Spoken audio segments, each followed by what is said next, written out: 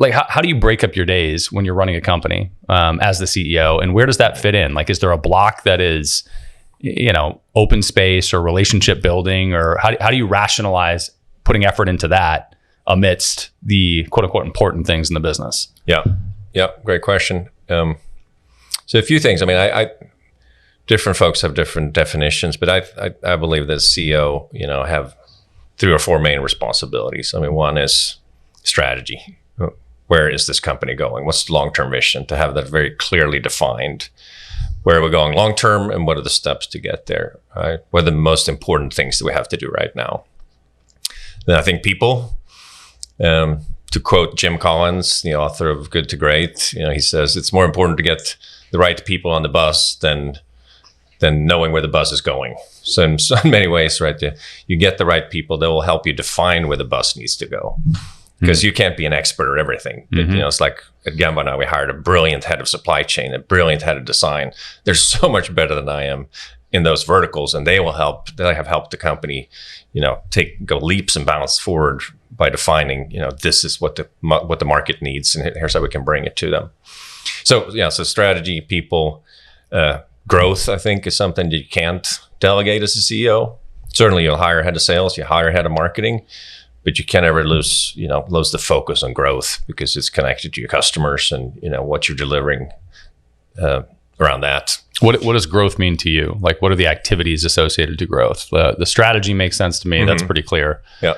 And the people make sense. You have to find the right people and recruit, hire, build relationships. What does growth mean? Yeah. And growth, I mean, probably more important in a VC funded company than in a non-VC funded company, right? If you're running your own company, you own it, growth is not as important. If you're running a profitable company, you don't really have to grow. Right? you can just continue to make money. Yes. But in VC world, growth is the lifeblood, right? If you're not growing, the whole idea of VC funding, right? They go in at lower valuation, and then you grow, and they're, the stock price that they bought it at is now worth more. And then eventually it exits into, like we talked about, an acquisition, or into the public market if somebody is willing to pay more. Mm-hmm. And that equation just simply doesn't work without growth. Yes. So growth is and you'll see that, there's, I forget what the exact percentage is, but, there's a certain percentage that get seed funding. Maybe it's 10%, but only 10% of that, or 20% gets Series A funding, and then only 20-30% of that gets Series B funding. So there's a lot of fallout. So most companies that get VC funding, they don't make it to the other side, right?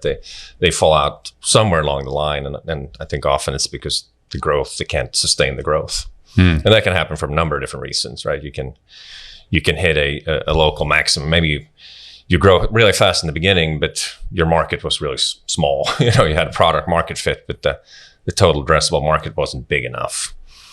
Or, maybe you didn't really have true product market fit. You were just able to sell a bunch of people, or your friends, or, close-knit people. Yeah. But it doesn't really scale beyond that. So your customer acquisition cost is too high. So, so there's a lot around that. And then I think, fourth piece, and also in the VC funding company is funding. It's your job as a CEO to make sure you have funding to get to where you need to go.